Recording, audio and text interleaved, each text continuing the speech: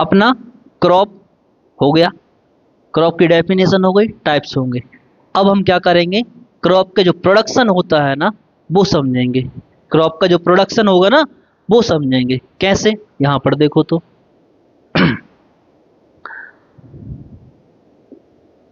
Crop production, crop production generally 7 step में complete किया जाता है। 7 स्टेप्स कह लो या फिर मेथड्स कह लो या फिर प्रैक्टिसेस कह लो। 7 स्टेप को फॉलो करके हम एग्रीकल्चर करते हैं। क्या करते हैं, एग्रीकल्चर करते हैं, जहां पर हम क्रॉप का प्रोडक्शन की करते हैं। एग्रीकल्चर में क्या करते हैं, क्रॉप को ही तो उगाते हो, है ना, जंगल थोड़ी उगाएंगे अपन वहां पर तो कौन कौन सी स्टेप्स हैं जिसमें हम क्या करते हैं, क्रॉप का प्रोडक्शन करते हैं। तो द कितनी स्टेप्स थी, 7। The 7 steps of crop production लिख सकते हो या फिर सिंपल में एग्रीकल्चर।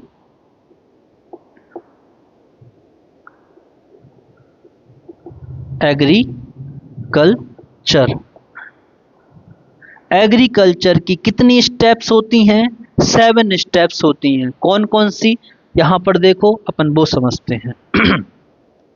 फर्स्ट कौन सी रहेगी, फर्स्ट रहेगी preparation of, preparation of soil, preparation of soil. Second क्या रहेगी, सोइंग, क्या रहेगी, सोइंग। सोइंग में ही एक चीज करते हैं अपन, एक मेथड यूज करते हैं, selection of, selection of, selection of good and healthy seeds. Sowing में ही, सोइंग करने से मतलब बोनी करने से पहले हम एक प्रोसेस करते हैं, selection of good and healthy seeds, good and healthy seeds. अभी अपन पहले सातों के नेम लिख ले रहे हैं, 7 स्टेप्स क्या कर रहे हैं, नेम लिख ले रहे हैं। उसके बाद 1 बाय 1 अपन ये प्रोसेस को समझेंगे। इसके बाद थर्ड कौन सी रहेगी, देखो, preparation of soil, sowing. Third रहेगी adding, adding manure and fertiliser, manure and fertiliser, fertilisers. Fourth क्या रहेगी, इरिगेशन, फोर्थ क्या रहेगी, irrigation. Fifth protecting, protecting from from pests, protecting from pests. Six, six में कुछ नहीं है, हार्वेस्टिंग, हार्वेस्टिंग, हार्वेस्टिंग। और 7th लास्ट वाली कौन सी हो जाएगी, स्टोरेज। क्या हो जाएगी, स्टोरेज। ठीक है, सभी को ये दिख रहा है ना प्रॉपर। चलो अब 1 बाय 1 हम इनके मीनिंग समझेंगे, आखिर ये स्टेप्स होती क्या है, इनके अंदर कौन सी मेथड्स यूज करते हैं, क्या करते हैं क्या नहीं करते, यह हम अभी समझेंगे। सबसे पहले क्या है, प्रिपरेशन ऑफ सॉइल। देखो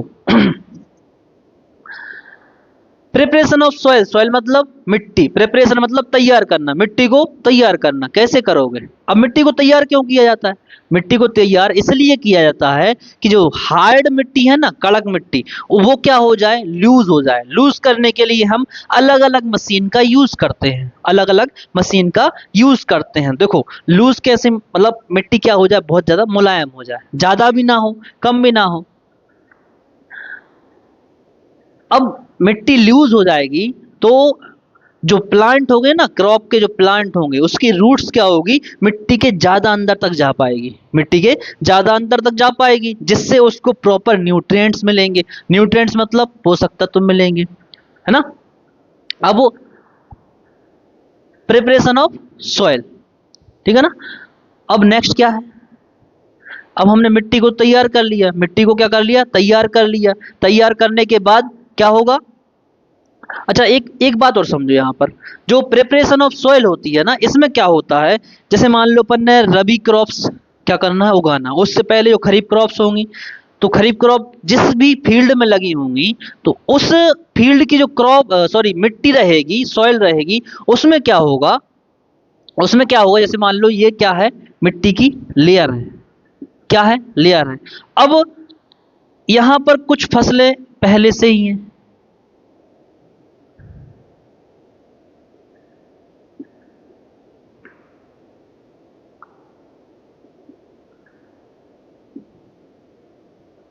कुछ फसलें पहले से ही हैं। होता क्या है, मिट्टी की जो ऊपर की लेयर होगी ना, उसके अंदर जितने भी न्यूट्रिएंट्स होंगे वो किसके लिए हो जाएंगे, जो खरीफ क्रॉप होगी, है ना। अब खरीफ क्रॉप की हमने क्या कर ली, हार्वेस्टिंग कर ली, क्या कर ली, हार्वेस्टिंग कर ली। हार्वेस्टिंग से क्या होगा, जो यहाँ के न्यूट्रिएंट्स थे वो किसने ले लिए, ये पहले वाली फसल ने ले लिए, ठीक है ना।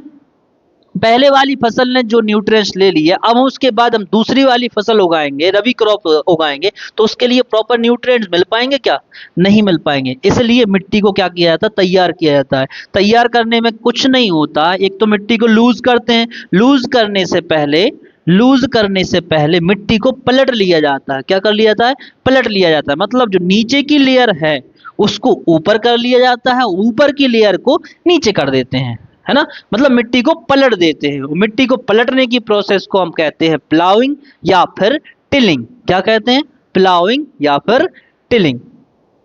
क्या कहते हैं,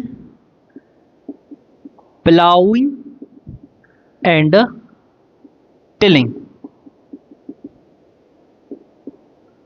ये किससे रिलेटेड है, प्रिपरेशन ऑफ सॉइल से रिलेटेड है, प्लाउइंग एंड टिलिंग। और प्लाउ और टिलिंग किससे की जाती है, मशीन कौन सी यूज होती है, वहां पर मशीन यूज करते हैं अपन, वहां पर मशीन यूज करते हैं अपन, कौन सी मशीन, प्लाउ। कौन सी machine, plough. Ploughing and tilling आज आर डन बाय प्लाउ, ठीक है। Ploughing and tilling are done by plough. Plough से हम प्लाउइंग और टिलिंग करते हैं। प्लाउइंग का मतलब कुछ नहीं है, नीचे की लेयर को ऊपर कर देना, ऊपर की लेयर को नीचे कर देना, किसकी, मिट्टी की लेयर को, किसकी लेयर को, मिट्टी की लेयर को, है ना। और उसके बाद जब हम प्लाउ करते हैं, तो प्लाउ करने के बाद जो मिट्टी के बड़े बड़े क्या बन जाते हैं, ढेले टाइप के बन जाते हैं, क्रैम्स, क्या बन जाते हैं, क्रैम्स बन जाते हैं। तो उनको क्या करना पड़ता है, पहले क्या करना पड़ता है, उसको बिल्कुल लेवल करना पड़ता है। उसमें जमीन को क्या करना पड़ता है, जो खेत की जमीन होती है उसको लेवल करना पड़ता है। जो रोटर वेटर वगैरह आते हैं उससे क्या हो जाते हैं, जो बड़े बड़े ढेले होते हैं ना, बिल्कुल भुरभुरी मिट्टी में क्या हो जाते हैं, बदल जाते हैं। इससे होता क्या है, जो फील्ड होती है वो एक लेवल में आ जाती है, ठीक है। जब हम सिंचाई वगैरह करेंगे तो उस टाइम पर हमें क्या नहीं होगी, प्रॉब्लम नहीं होगी। और साथ में मिट्टी क्या हो जाएगी, लूज हो जाएगी। तो क्या होगा, जो प्लांट होंगे ना, क्रॉप्स के जो प्लांट होंगे, उनकी रूट्स क्या हो जाएगी, डीपली जाएगी, मिट्टी के अंदर डीपली जाएगी। तो डीपली जाएगी तो न्यूट्रिएंट्स भी अच्छे मिलेंगे, न्यूट्रिएंट अच्छे मिलेंगे तो हमारी क्रॉप अच्छी होगी, क्रॉप अच्छी होगी तो बाद में जो हमारी ईल्ड होगी, ईल्ड मतलब होती है उपज, जो बाद में फसल निकलती है ना, उसको हम उपज कहते हैं, इंग्लिश में उसको ईल्ड कहते हैं, है ना, यील्ड कहते हैं। तो वो हमारी क्या होगी, अच्छी निकलेगी। तो प्रिपरेशन ऑफ सॉइल समझ में आ गया होगा। इसके बाद sowing and selection of good and healthy seed. Sowing मतलब जो मिट्टी अपन ने तैयार की है वो किस लिए की है, बोने के लिए की है ना, फसल बोएंगे उसमें। तो सोइंग मतलब होता है बोनी करना। बोनी करने से पहले हम क्या करते हैं, सीड्स का जो बीज होते हैं उसका सिलेक्शन करते हैं। अब सिलेक्शन कैसे करोगे, good and healthy seed use करोगे ना, ताकि हमारी जो फसल है वो अच्छी हो पाए। अब इसके लिए एक मेथड यूज की जाती है कि हम कुछ सीड लेंगे, बीज लेंगे, और एक क्या करेंगे, पानी के बर्तन में उसको डाल देंगे। पानी के बर्तन में क्या करेंगे, डाल देंगे। तो जो अच्छे अच्छे सीड होंगे, गुड और हेल्दी क्वालिटी के जो सीड होंगे, वो क्या हो जाएंगे, पानी में डूब जाएंगे, सिंक हो जाएंगे, ठीक है ना। और उसके बाद जो खराब सीड होंगे, जो खराब सीड होंगे वो क्या होंगे, जो पानी होगा ना, वाटर होगा, उसकी सरफेस पर फ्लोट करने लगेंगे, तैरने लगेंगे। क्यों, क्योंकि मान लो, जैसे मान लो कोई भी सीड है, अंदर से खोखला है, खराब है, तो पानी के ऊपर क्या करने लगेगा, तैरने लगेगा, है ना। तो गुड सीड क्या सीड हो जाएंगे, सिंक हो जाएंगे। उन्हीं सीड को हम क्या करेंगे, सेलेक्ट करेंगे, और उसके बाद जो सिलेक्शन किया है हमने सीड्स का, उनको हम क्या कर देंगे, बो देंगे, उनकी हम बोनी कर देंगे। तो सेकंड स्टेप हमारी कंप्लीट हो जाएगी। अब बोनी करने के बाद हम क्या, कौन सी मेथड यूज करेंगे, adding manure and fertiliser. Adding manure and fertiliser, manure और फर्टिलाइजर कुछ नहीं है, जो हम खाद डालते हैं ना, खेत के अंदर खाद डालते हैं ना, वो होती है। अब मैन्योर क्या है, फर्टिलाइजर हो क्या है, ये समझो। मैन्योर और फर्टिलाइजर क्या है।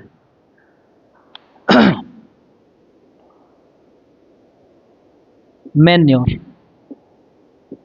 मैन्योर क्या है, एक नेचुरली ऑब्टेंड होता है, नेचुरली ऑब्टेंड होता है। और जो फर्टिलाइजर होता है, फर्टिलाइजर, फर्टिलाइजर क्या है, केमिकल वेस्ड, केमिकल वेस्ड। और जो कहां पर बनाया जाता है, फैक्ट्री के अंदर। कहां पर बनाया जाता है, फैक्ट्री के अंदर। ठीक है, अब यहां पर समझो मैन्योर और फर्टिलाइजर आखिरकार होते क्या है। मैन्योर नेचुरली ऑब्टेंड होने वाली चीज है, जो गोबर से बनने वाली खाद होती है ना, जो खुले एरिया में हम क्या करते हैं, जो जानवरों का गोबर होता है ना, कैटल डंग, डंग, वो क्या करते हैं, उसको हम ढेर लगाते जाते हैं। साथ में जो चारा वगैरह होता है, प्लांट रेसिड्यूज, प्लांट के जो पत्तियां, सूखी पत्तियां होती हैं, टूटी हुई टहनियां, ब्रांचेस, वो सब हम क्या करते हैं, एक उसका ढेर लगाते जाते हैं। कुछ टाइम बाद जो गोबर है, जो जितना भी कचरा है, वो किस में चेंज हो जाएगा, मैन्योर में चेंज हो जाएगा। किस में चेंज हो जाएगा, मैन्योर में चेंज हो जाएगा, जो हमारी क्या होती है, देसी खाद होती है ना। फर्टिलाइजर कुछ नहीं है, फर्टिलाइजर केमिकल वेस्ड जो खाद होती है, जिसके अंदर केमिकल डाले जाते हैं, जिसके अंदर केमिकल होते हैं, उसको हम क्या कहते हैं, फर्टिलाइजर होते हैं। और ये कहाँ पर बनाई जाती है, फैक्ट्री के अंदर बनाई जाती है। अब फैक्ट्री के अंदर केमिकल वाली खाद को क्या कहते हैं, फर्टिलाइजर कहते हैं। और खेत के खुले एरिया में बनाई जाने वाली खाद क्या कहलाएगी, मैन्योर कहलाएगी, जो किससे बनती है, गोबर से बनती है ना। और इस खाद को हम जब क्या करेंगे, बोनी करने के बाद खेत में डालेंगे, तो हमारी फसल क्या होगी, उसको न्यूट्रिएंट मिल जाएंगे। देखो होता क्या है, कभी कभी मिट्टी के अंदर न्यूट्रिएंट्स उतने नहीं होते जितनी फसल को जरूरत होती है। कभी कभी जो सॉइल होती है, उसके अंदर इतने ज्यादा न्यूट्रिएंट्स नहीं होते जितनी किसको जरूरत होती है, क्रॉप को जरूरत होती है, फसल को जरूरत होती है। इसलिए हम क्या करते हैं, अलग से उसके अंदर खाद मिक्स करते हैं। कहाँ पर, खेत के अंदर, ताकि जो हमारी फसल है वो अच्छी हो सके। तो दो टाइप के क्या होते हैं, खाद होते हैं, एक होता है मैन्योर, एक होता है फर्टिलाइजर। मैन्योर देसी खाद होता है, फर्टिलाइजर केमिकल वेस्ड खाद होती है। इतनी बात आपको समझ में आ गई होगी। इसके बाद क्या है, इसके बाद जो मेथड है वो क्या है, इरिगेशन। क्या है, इरिगेशन। इरिगेशन मतलब होता है सिंचाई करना। देखो मिट्टी तैयार कर ली, बोनी कर दी, बोनी करने के बाद हमने उसमें खाद और फर्टिलाइजर मिला दिया, मैन्योर और फर्टिलाइजर मिला दिया, मतलब हमने जो फसल है उसको खाना दे दिया। खाना देने, अपन खाना खाने के बाद क्या करते हैं, थोड़ा सा पानी पीते हैं ना, वैसे ही सेम खाना दे दिया, उसके बाद हम क्या करेंगे, पानी देंगे, मतलब सिंचाई करेंगे, है ना। सिंचाई करने की जो मेथड्स आज के टाइम पर यूज की जाती हैं, पहले के टाइम पर जो मेथड्स यूज की जाती हैं तो उनको हम ट्रेडिशनल मेथड कहते हैं। क्या कहते हैं, ट्रेडिशनल मेथड्स कहते हैं। लेकिन जो आज के टाइम पर यूज करने वाले वो होती है मॉडर्न मेथड होती है। देखो पहले के टाइम पर क्या होता था, कुएं से पानी खींचकर पानी डालते थे खेत में, है ना। लेकिन आजकल क्या है, बड़ी बड़ी मोटर्स आ गई हैं, पाइपलाइंस आ गई हैं, जहां पर हमें पानी चाहिए वो इजीली हम वहां तक ले जाते हैं। लेकिन इरिगेशन का भी क्या होता है, एक फिक्स टाइम होता है। ऐसा नहीं है कि हर कभी अपन पानी देते रहें, है ना, या फिर रेगुलर पानी देते रहें। रेगुलर पानी देंगे तो हमारी फसल खराब हो जाएगी। अब होगा क्या, प्रेजेंट टाइम में कुछ ऐसी मेथड्स का यूज करने लगे हैं फार्मर्स, जिससे क्या होता है, मिट्टी को इजिली, मिट्टी पानी को एब्जॉर्ब भी कर लेती है, साथ में हमारा जो पानी का वेस्टेज है, मतलब जो पानी क्या होता है, बेकार में चला जाता है, वो पानी हमारा यूज में आता है ना। उतना ज्यादा पानी हमारा बेकार नहीं हो पाता, खराब नहीं हो पाता। इसलिए अलग अलग टाइप्स के क्या करते हैं अपन, सिस्टम यूज करते हैं। मॉडर्न टाइम में जनरली एक तो आपने देखा होगा खेतों में वो चक्री टाइप में चलती है ना, फव्वारा लगा होता है, उससे चारों ओर क्या होता है, पानी सिंचता जाता है ना। और एक होता है कि हम पाइपलाइन को, जो प्लांट्स होते हैं उनकी रूट्स में डालते हैं, पाइपलाइन को रूट्स में बिछा देंगे, और जहां पर प्लांट की रूट होगी वहां पर छोटे छोटे हम क्या कर देंगे, होल कर देंगे, ताकि जो वाटर है वो ड्रॉप बाय ड्रॉप उसकी रूट में इजीली चला जाए, और हमारा जो वाटर का वेस्टेज भी है वो भी क्या हो जाए, रुक जाए, हमारा वाटर वेस्ट नहीं हो पाएगा। ठीक है ना। तो इरिगेशन के टू टाइप्स होते हैं, first sprinkle system, second drip system. First sprinkle sprinkle sprinklers sprinkle system, second क्या है, ड्रिप सिस्टम, है ना।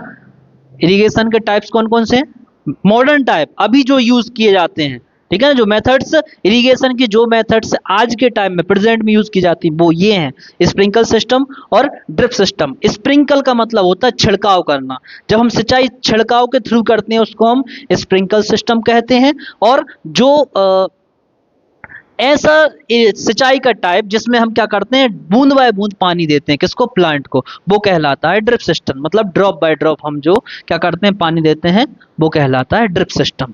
ठीक है ना। तो इरिगेशन भी आपको समझ में आ गया होगा। नेक्स्ट क्या है, नेक्स्ट क्या है, protecting from beads, protecting from beads, Beed से फसल की क्या करना, रक्षा करना, प्रोटेक्ट करना, किससे, जो हमारी क्रॉप है, क्रॉप के जो मेन प्लांट्स है उनको बीड से प्रोटेक्ट करना, बचाना। अब ये बीड्स क्या होते हैं, देखो जब हम क्या करते हैं, सिंचाई करते हैं, तो सिंचाई करने से जो कुछ ऐसे प्लांट्स भी क्रॉप, मेन प्लांट के, जो क्रॉप का मेन प्लांट है उसके साथ क्या होते हैं, उग जाते हैं, साथ में उसके ग्रो हो जाते हैं, जो क्या करते हैं, जैसे मान लो मेन प्लांट को ज्यादा न्यूट्रिएंट की जरूरत है, तो उसके जस्ट बगल में एक और प्लांट उगाया जिसकी हमें कोई जरूरत नहीं है, अनवांटेड प्लांट है जिसकी हमें कोई जरूरत नहीं है, वो क्या करता है, मेन प्लांट के आधे न्यूट्रिएंट्स खुद ले लेता है, आधी स्पेस खुद ले लेता है, सनलाइट जितनी चाहिए वो भी ले रहा है, उसकी मेन प्लांट को जितनी सनलाइट चाहिए उसकी कुछ सनलाइट वो बीड ले लेगा। तो ठीक है ना। तो उनसे हमें क्या करना है, क्रॉप को बचाना है, क्रॉप के मेन प्लांट को बचाना है, तभी तो वो मेन प्लांट अच्छे से ग्रो कर पाएगा, है ना। तो हम क्या करते हैं, बीड्स को फील्ड में से रिमूव कर देते हैं, है ना। कभी कभी क्या करते हैं, मैनुअली जाकर हम उनको उखाड़ देते हैं या फिर काट देते हैं, और काटना भी कहाँ से, सबसे बिल्कुल जड़ से काटना है ताकि वो फिर से ग्रो ना कर जाए, है ना। या फिर आप लोगों ने सुना होगा कचड़ा मार, सुना है, कचड़ा मार सुना है। कचड़ा क्या होता है, जो जो अनवांटेड प्लांट होते हैं जिनकी हमें कोई जरूरत नहीं है ना, तो उनको क्या करना पड़ता है, मारना पड़ता है। तो कुछ कैसे केमिकल्स आते हैं जो क्या करते हैं, उस बीड्स को मार देते हैं। बीड कुछ नहीं है, बीड एक ऐसे प्लांट्स जिनकी हमें कोई जरूरत नहीं होती, unwanted plant are grow along with main plant of crop, ठीक है ना।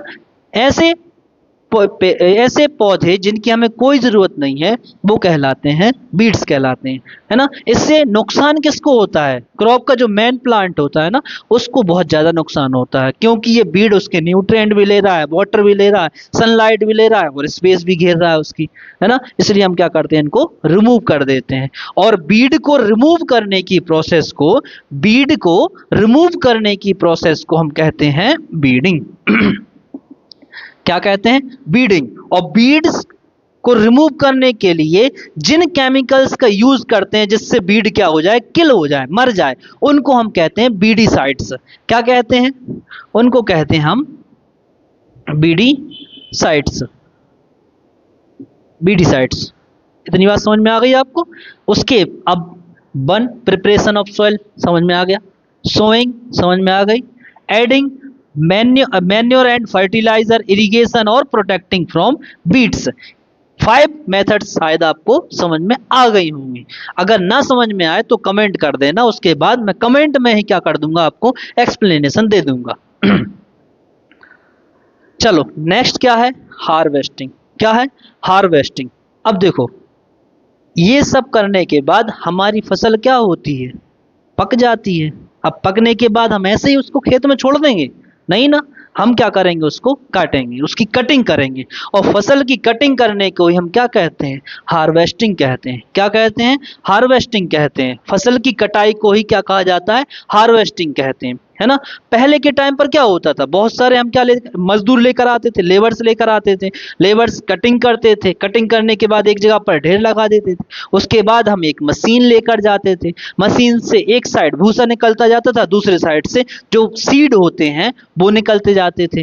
ये प्रोसेस करते हैं या नहीं करते, पहले के टाइम पर करते हैं। लेकिन आज के टाइम पर एक मशीन आ गई है जो दोनों काम एक साथ कर देती है ना। वो मशीन का नेम क्या है वो भी अभी समझने वाले हैं। और उसके पहले हम क्या समझेंगे, हार्वेस्टिंग थोड़ा डिटेल में समझेंगे आखिर ये है क्या।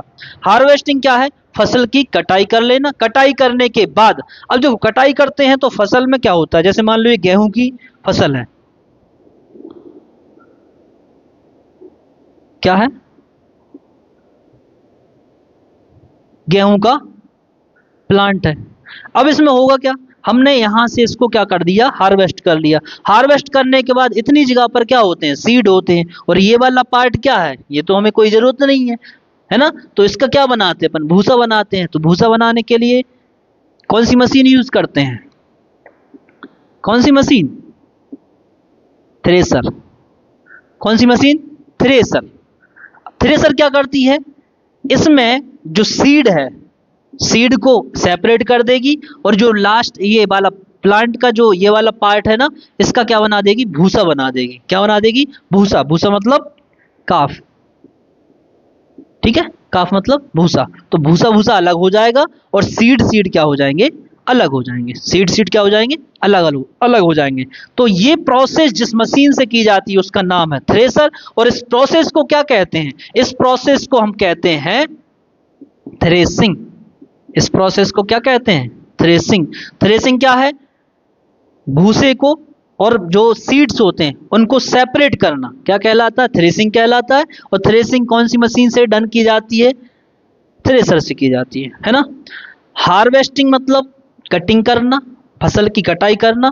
थ्रेसिंग मतलब सीड सीड को अलग करना और भूसे भूसे को अलग करना। तो ये दो अलग मेथड्स हैं या नहीं है, पहले कटाई करना फिर थ्रेसर करना, थ्रेसिंग करना, है ना। लेकिन आज के टाइम पर एक मशीन आ गई जिसको हार्वेस्टर हार्वेस्टर बोलते हो। उसका हार्वेस्टर नाम नहीं है ना, उसका हार्वेस्टर नाम नहीं है, उसका नाम क्या है, कंबाइन। उसका क्या नाम है, कंबाइन। कंबाइन क्यों कहते हैं, क्योंकि ये एक ही टाइम पर हार्वेस्टिंग और थ्रेसिंग, हार्वेस्टिंग और थ्रेसिंग, हार्वेस्टिंग और थ्रेसिंग एक ही टाइम पर कर देता है, जिससे हम क्या कहते हैं, उसको कंबाइन कहते हैं। क्या कहते हैं, उसको कंबाइन कहते हैं, है ना। चलो यहां तक आपको बातें समझ में आ गई होंगी। अब कंबाइन ने या फिर थ्रेसिंग से हमने क्या कर लिया, सीड को अलग कर लिया। अलग करने के बाद जो सीड होंगे अब उसको हम ऐसे ही थोड़ी खेत में छोड़ आएंगे, है ना। उसको प्रॉपर तरीके से रख रखाव करेंगे ना, स्टोरेज करेंगे। उसकी स्टोर करने के लिए क्या होता है, बड़े बड़े बोरे होते हैं ना, उसके अंदर क्या करते हैं, बीज को रखते हैं। लेकिन अब ऐसे थोड़ी हम डायरेक्टली निकाला और स्टोर करने लगे, नहीं। अब वो जो सीड होते हैं ना, उसके अंदर क्या होते हैं, कुछ मॉइस्चर बना रहता है। क्या बना रहता है, कुछ मॉइस्चर बना रहता है, नमी बनी रहती है। और जिस प्लेस पर जिस भी चीज में नमी होती है उस चीज में कुछ टाइम बाद फफूंद लग जाती है। फफूंद मतलब फंगस लग जाती है, या फिर कुछ ऐसे कीड़े मकोड़े आ जाते हैं जो इसको क्या करने लगते हैं, खाने लगते हैं, फिर खराब करने लगते हैं। इसलिए हम क्या करते हैं, स्टोरेज करने से पहले जो हमारी ईल्ड निकली है, क्या ईल्ड, ईल्ड मतलब होती है उपज, ईल्ड निकली है, उसको क्या करेंगे, हम धूप में, सनलाइट में कुछ देर के लिए सुखाएंगे। और कुछ दिन के लिए भी छोड़ सकते हो, ताकि उसका जो मॉइस्चर है वो अच्छे से क्या हो जाए, रिमूव हो जाए, है ना। और मॉइस्चर रहेगा तो वो खराब होने का डर रहेगा। इसलिए हम क्या करते हैं, सनलाइट में उसको अच्छे तरीके से सुखा लेते हैं। उसके बाद फिर हम क्या करते हैं, या तो कुछ लोग डायरेक्टली मार्केट में ले जाते हैं, बेच देते हैं। या फिर कुछ लोग क्या करते हैं, उसको थोड़े से लंबे टाइम तक उसको स्टोर करके रखते हैं, है ना। स्टोर करके रखते हैं, तो स्टोर करने के लिए घर पे भी स्टोर कर सकते हो। अगर घर पर जगह नहीं है तो बड़े बड़े वेयर हाउसेज होते हैं। क्या होते हैं, वेयर हाउसेज होते हैं, वहां पर ही हम क्या करते हैं, उसको रखते हैं, है ना। और आप लोगों ने देखा होगा जो गांव में जो लोग होते हैं गेहूं की फसल को ज़्यादा लंबे टाइम तक रखते हैं तो उसमें क्या डाल देते हैं, नीम की पत्तियां डाल देते हैं, है ना। नीम की पत्तियां क्यों डालते हैं, ताकि जो कीड़े होते हैं, जो गेहूं को खाने वाले कीड़े होते हैं ना, वो उससे दूर रहें और जो हमारी गेहूं की फसल है या फिर कोई भी फसल है वो लंबे टाइम तक अच्छी बनी रहे, सेफ रहे, है ना। इसलिए उसमें क्या डाल देते हैं, ड्राई नीम लीव्स, सूखी नीम की पत्तियां उसमें डालकर उसको अच्छे से स्टोर कर दिया जाता है ना। हमारी फसल लंबे टाइम तक सेफ बनी रहती है। तो 7 मेथड्स हमारी होती हैं कंप्लीट, है ना। अब इसके बाद एक और मेथड बाकी है, इन सभी से थोड़ी सी क्या है वो अलग है। कैसे अलग है, ये सब तो कहाँ पर किया, फील्ड में किया। जो फार्मर्स होते हैं ये सब उन्होंने कहाँ पर किया, फील्ड में किया। फील्ड में मतलब खेत में किया। और ये इसमें क्या है, प्लांट से रिलेटेड सारी मेथड्स हैं, मतलब क्रॉप का जो प्लांट है उसी से रिलेटेड है। लेकिन फार्मर्स क्या करते हैं, घर पर कुछ एनिमल्स को क्या करते हैं, पालते हैं, है ना। कुछ एनिमल्स को क्या करते हैं, पालते हैं। क्यों पालते हैं, ताकि उनसे क्या मिल सके, फूड आइटम्स मिल सके। क्या मिल सके, फूड आइटम मिल सके। और फूड आइटम को मार्केट में भी बेचकर, है ना, सेल करके भी कुछ पैसे भी कमा लेते हैं, है ना। जैसे मान लो कुछ लोग होते हैं काऊ को क्या करते हैं, अपने घर पर पालते हैं, है ना। काऊ को क्या करते हैं, अपने घर पर पालते हैं। काऊ को रहने के लिए जगह देते हैं, उसकी प्रॉपर देखभाल करते हैं, है ना। टाइम टाइम पर उसको खाना भी खिलाते हैं, ताकि उससे क्या मिले, मिल्क मिले। मिल्क क्या है, एक फूड आइटम है, और मिल्क से तो बहुत सारी चीजें मिलती हैं। तो मिल्क को हम मार्केट में सेल भी कर सकते हैं। सेल करोगे तो मनी आएगी, पैसे आएंगे, है ना। तो जानवरों को, पालतू जानवरों को एक शेल्टर प्रोवाइड करना, रहने की जगह प्रोवाइड करना, उनको टाइम टू टाइम खाना खिलाना, उनकी देखभाल करना। क्यों करना, उससे क्या मिल सके, फूड आइटम मिल सके। इस प्रोसेस को या फिर इस मेथड को हम कहते हैं एनिमल हस्बेंड्री। क्या कहते हैं, animal animal animal husbandry. Animal husbandry, है ना। एनिमल हस्बेंड्री क्या है, जानवरों को पालना, उनकी देखभाल करना, उनके लिए रहने के लिए जगह देना, पर्टिकुलर टाइम पर, पर्टिकुलर तो नहीं, जब उनको भूख लगती है तब तो खाना देंगे अपन, है ना। खाना देना किस लिए, ताकि हम उनसे क्या ले सकें, फूड आइटम्स ले सकें। जैसे मान लो कुछ लोग मुर्गी पालते हैं, मुर्गी से क्या आते हैं, एग आते हैं, है ना। तो एक फूड आइटम ही है ना। तो इस प्रोसेस को हम कहते हैं क्या, एनिमल हस्बेंड्री, ठीक है ना। तो यहाँ पर ये चैप्टर क्या होता है, फिनिश होता है। ये चैप्टर क्या होता है, फिनिश होता है। फिनिश तो नहीं होगा, बस इसकी एक्सप्लेनेशन क्या होगा, ये फिनिश हो गई। लेकिन particular preparation of soil, sowing, adding manure and fertiliser, irrigation, protecting from weeds, harvesting, storage, इनके भी अलग अलग क्या है, डेफिनेशंस हैं। इनको भी हम अलग क्या करेंगे, डिफाइन करेंगे, ठीक है ना। अभी तो चैप्टर की एक्सप्लेनेशन, मतलब जो पहले चैप्टर का बेस है ना, वो आज अपन ने क्या कर लिया है, एंड कर लिया है। कल से अपन क्या करेंगे, ये टॉपिक्स है ना, ये मेथड्स हैं, इनको हम एक एक करके डिटेल में समझेंगे, है ना। जैसे मान लो मैन्योर और फर्टिलाइजर, दोनों में क्या डिफरेंस होते हैं, है ना। इरिगेशन में कौन कौन से सिस्टम होते हैं, कौन कौन सी मेथड यूज करते हैं। ऐसे ही प्रिपरेशन ऑफ सॉइल, मिट्टी को तैयार करने के लिए कौन कौन सी मशीन यूज करते हैं, क्या करते हैं क्या नहीं करते हैं। तो कल हम क्या करेंगे, इसको डिटेल में समझेंगे, ठीक है। तो आज का सेशन आज ही खत्म करते हैं। अगर आपको मेरी एक्सप्लेनेशन या फिर ये वीडियो अच्छी लगी हो तो हमारे चैनल को सब्सक्राइब करें, लाइक करें और ये वीडियो अपने दोस्तों तक शेयर करें, ताकि उनको भी ये चैप्टर इजी वे में समझ में आ सके, ठीक है ना। धन्यवाद।